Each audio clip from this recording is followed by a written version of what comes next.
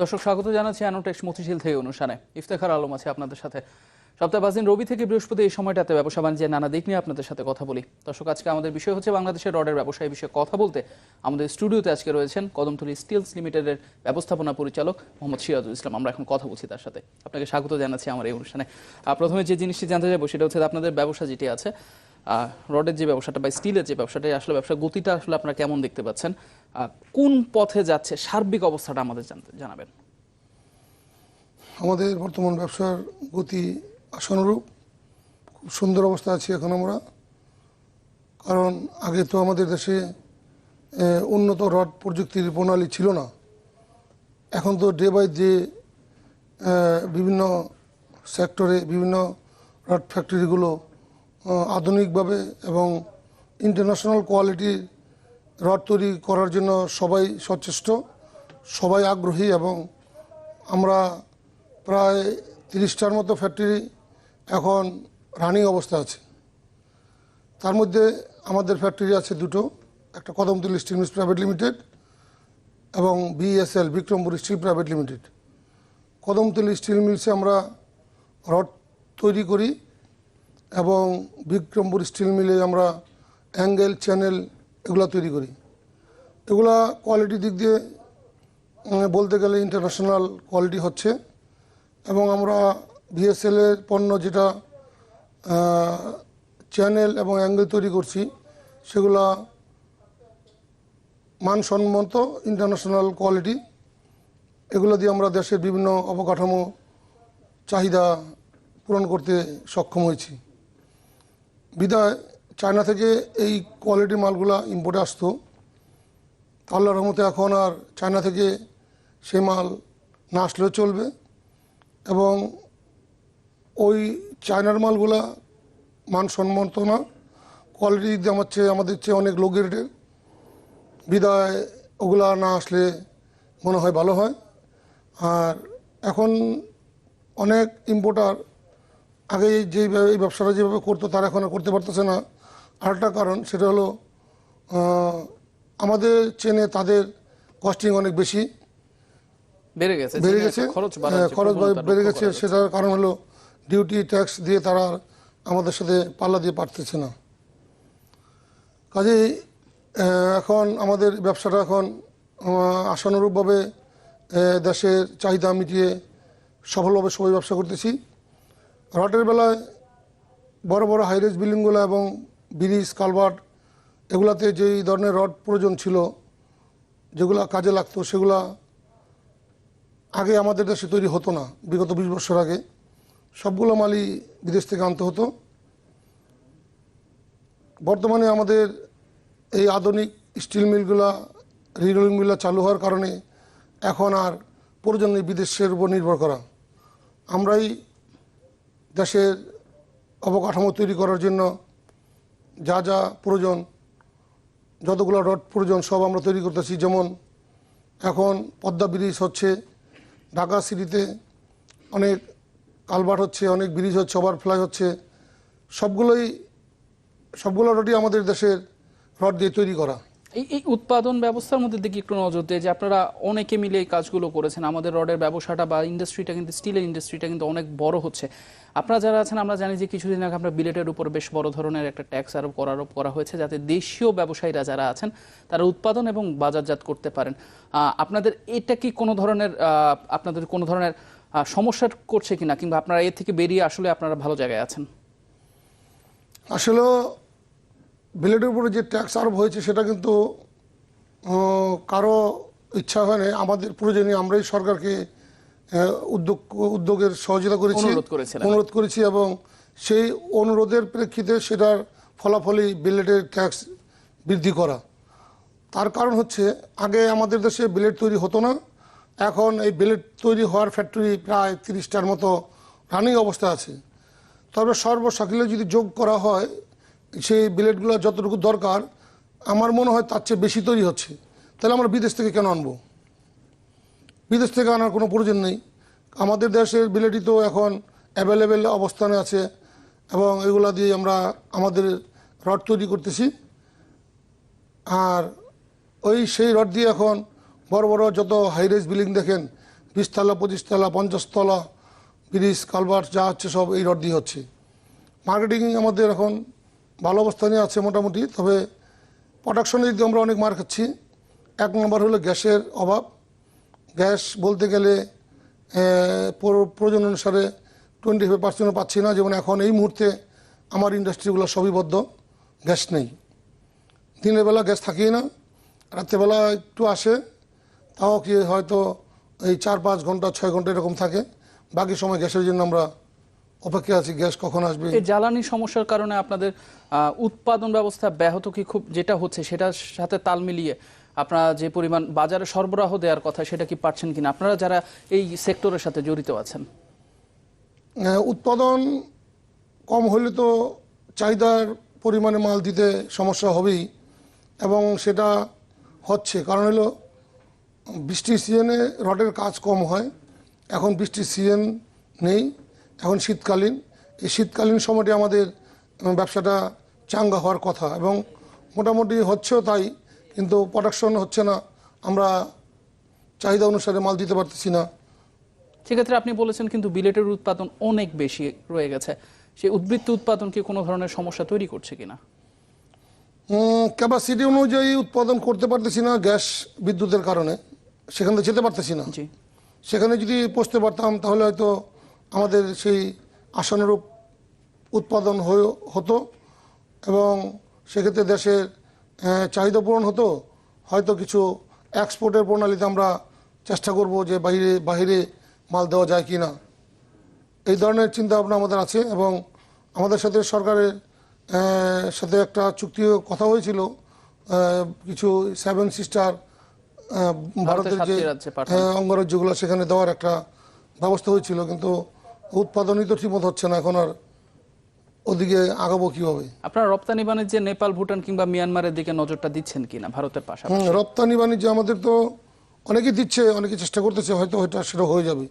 প্রয়োজন হবে আমাদের, কারণ আমাদের যে দেশে যেভাবে উৎপাদন বৃদ্ধি পাচ্ছে, যেভাবে বড় বড় ইন্ডাস্ট্রি হচ্ছে, সেক্ষেত্রে তো এগুলো এক্সপোর্টের প্রয়োজন আছে। জনাব সিরাজুল ইসলাম, আমরা এই পর্যায়ে ছোট্ট একটা বিরতি নিচ্ছি, ফিরে এসে আপনার সাথে এই বিষয়ে আরো কথা বলছি। দর্শক, অ্যানোনটেক্স মতিঝিল থেকে অনুষ্ঠান নিচ্ছি ছোট্ট একটা বিরতি, ফিরছি একটু পরে, সাথে থাকুন।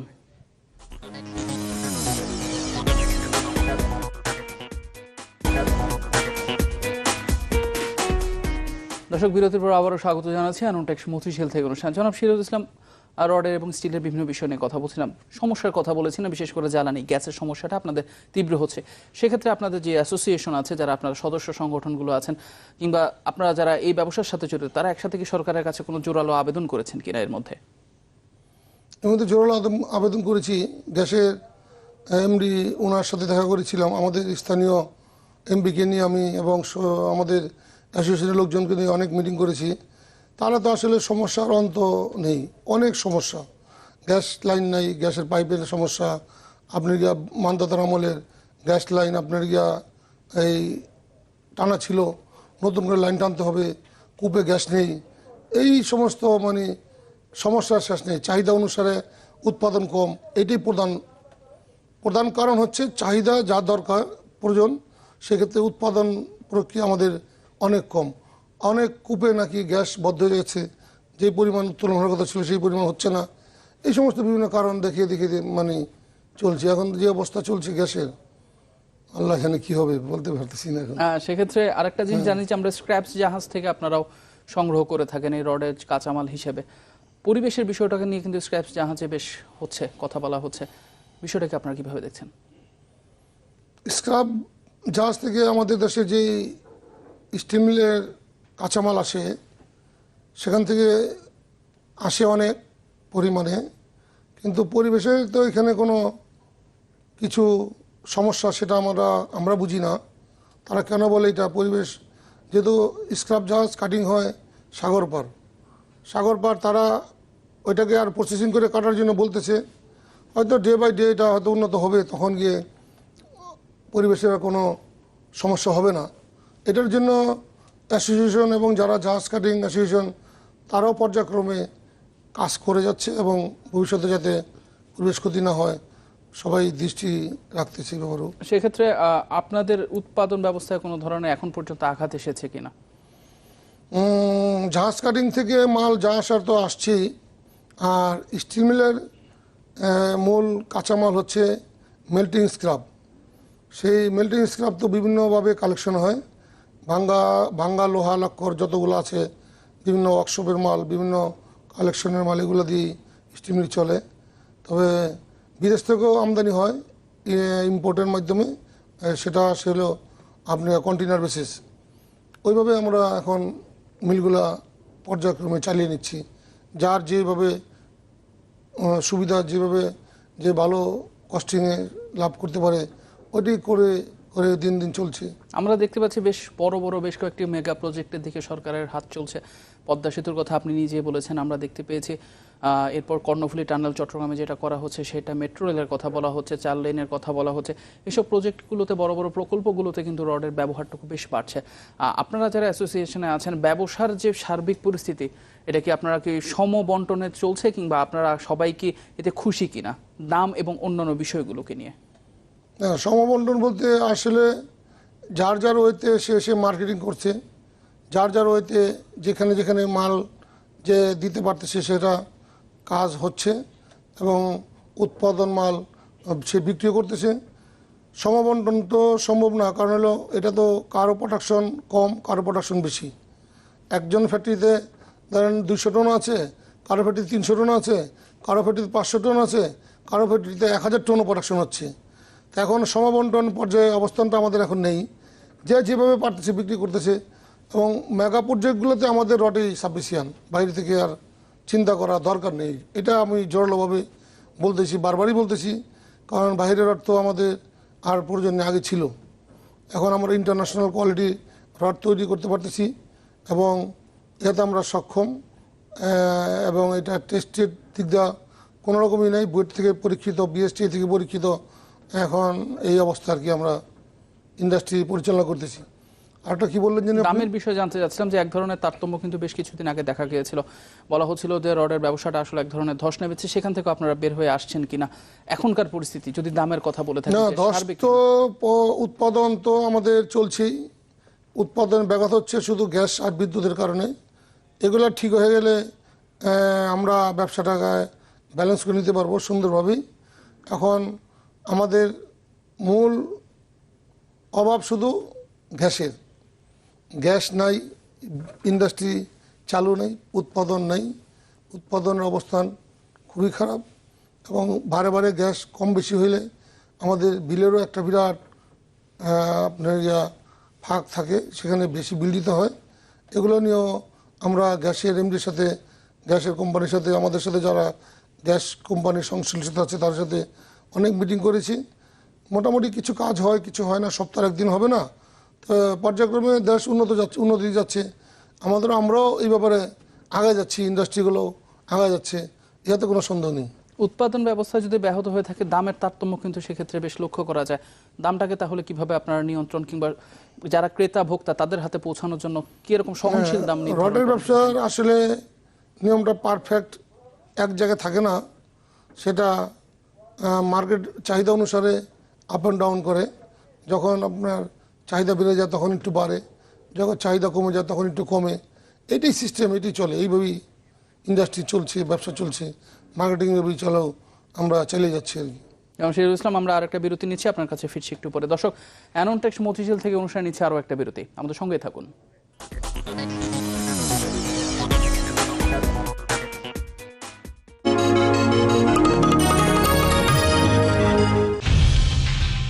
দুই একরে শুরু, 12 বছরে বিস্তৃত হয়েছে 162 একরে। গুরুত্ব দিচ্ছে পরিবেশ বান্ধব উৎপাদন প্রক্রিয়াকে। নিশ্চিত করা হচ্ছে প্রায় 10,000 শ্রমিকের কর্মপরিবেশ। 60টিরও বেশি দেশে রপ্তানি করছে নিজেদের তৈরি পোশাক। অ্যাননটেক্স গ্রুপ বাংলাদেশকে এগিয়ে নিতে বদ্ধপরিকর। আপনার কি ইচ্ছে হয় যে আপনার ড্রাই চুল স্মুথ হোক আর বাউন্সিও দেখা? কিছু কিছু মহিলার মতে ময়শ্চারাইজিং শ্যাম্পু ড্রাইনেস দূর করলেও তার চুলকে বাউন্সি আর ঘন করে না। নতুন ডাভ অক্সিজেন ময়েশ্চার আলাদা। এটির অক্সিজেন সমৃদ্ধ কন্ডিশনিং চুলে পুষ্টি যোগায় আর আপনাকে দেয় স্মুথ বাউন্সি চুল যা দেখায় 95% বেশি ঘন। ড্রাই নিষ্প্রাণ চুলে নিয়ে আসুন নতুন প্রাণ, নতুন ডাভ অক্সিজেন ময়েশ্চার। বাংলাদেশের প্রতিটি ঘরে বিশুদ্ধ পানির নিশ্চয়তা দিতে পিওরিট পাওয়া যাচ্ছে আরও সাশ্রয়ে। এখন প্রতিটি পিওরিট ক্লাসিক মাত্র 2990 টাকা। ঠান্ডা, গরম, টক বা মিষ্টি খেলে দাঁতে যে তীক্ষ্ণ শিরশির অনুভূতি হয় সেটাই সেন্সিটিভিটি। আমি রেকমেন্ড করি সেন্সোডাইন। সেন্সোডাইন দাঁতের ঠিক গভীরে প্রবেশ করে নার্ভকে আরাম দেয়। নিয়মিত সুরক্ষার জন্য প্রতিদিন 2 বার সেন্সোডাইন ব্যবহার করা উচিত। আমি নিজেও সেন্সোডাইন ব্যবহার করি এবং এটা আসলেই অসাধারণ কাজ করে। তাড়াতাড়ি চলো। তোমার ছোট্ট হাত দুটো তো অবাক করে দিয়েছে, কিন্তু তোমার হাতের কাজ বাড়িয়ে দিয়েছে। না মা, সার্ফ এক্সেল আছে না? সার্ফ এক্সেল কুইক ওয়াশ, যা তেলের মতো কঠিন দাগ দূর করে অর্ধেক সময়। RRM বিশ্বের সর্বাধুনিক DHR প্রযুক্তি ব্যবহার করে প্রস্তুত করছে দেশের সবচেয়ে শক্তিশালী রানি TMT 500W গোল্ড। আমরা নিশ্চিত করতে চাই ভবিষ্যৎ নিরাপত্তা। RRM group.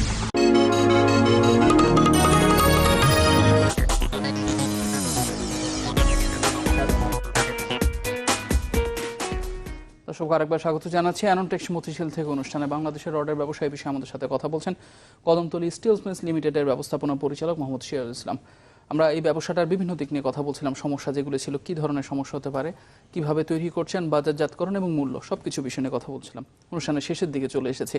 আপনার কাছে এখন যে জিনিসগুলো জানতে যাবো সেটা হচ্ছে ভবিষ্যৎ পরিকল্পনার দিকে যদি তাকায়, আমরা আসলে সেদিকে মানে সরকারের যে 2021-2040-এর ঘোষণাগুলো এসেছে, প্রত্যেকটা জায়গার মধ্যে কিন্তু প্রত্যেকের এগিয়ে আসা দরকার। সেক্ষেত্রে আপনাদের অবস্থানটুকু কি, আপনারা আসলে প্রস্তুত কিনা যে বড় ধরনের প্রজেক্ট কিংবা বড় ধরনের প্রকল্পগুলো কিনে সরকার যে এগোচ্ছে সেখানে আমাদের সব ধরনের সহায়তা দেওয়ার জন্য, কিংবা আপনাদের সেক্টরকে আপনাদের অবস্থানটুকু থেকে আরও উপরে নিয়ে যাওয়ার জন্য?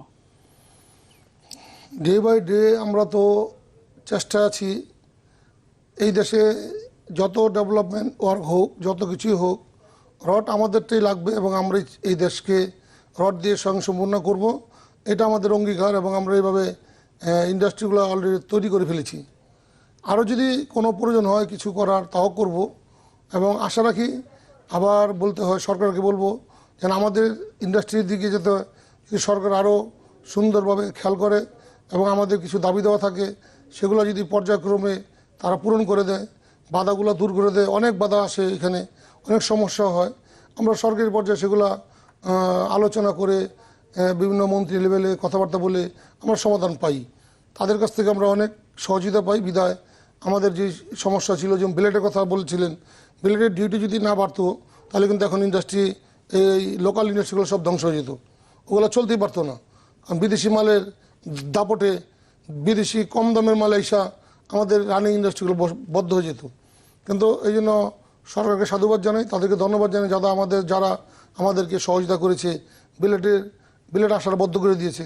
এরকমভাবে আমাদের প্রয়োজনে এবং এই বড় বড় কাজগুলা করার জন্য যা দরকার সেই অনুপাতে আমাদেরকে সহযোগিতা করলে ইনশাল্লাহ এখনও আছি আমরা প্রস্তুত, তারপর আরও কঠিনভাবে এগুলা কাজ করতে পারবো, এটা আমি আশা রাখি। আর বড় কাজের ভিতরে বললেন চিটাগং কর্ণফুলী টানেল, বর্তমানে পদ্মা ব্রিজ, আরও বিভিন্ন মেগা প্ল্যান আছে সরকারের হাতে। সবগুলোতে রডের পরিমাণ অনেক বেশি। রড এবং সিমেন্ট দুটি আমাদের দেশে উৎপন্ন হয় এখন। কাজেই আমি আবার বলবো, রডে আমরা স্বয়ংসম্পূর্ণ, যে কোনো ধরনের রড তৈরি করতে আমরা প্রস্তুত। শিয়ারুল ইসলাম, আপনাকে অসংখ্য ধন্যবাদ যে আশাবাদের কথা আপনি জানিয়েছেন। আমরা আশা করছি সে সুদিন দেখতে পাবে আমাদের এই রডের ব্যবসা। আপনাকে অসংখ্য ধন্যবাদ। দর্শক, অ্যাননটেক্স মতিঝিল থেকে অনুষ্ঠান আজকে এ পর্যন্তই। আগামী পর্বে নতুন কোনো বিষয় নিয়ে কথা হবে। ততক্ষণ পর্যন্ত চ্যানেল 24-এর সাথে থাকুন।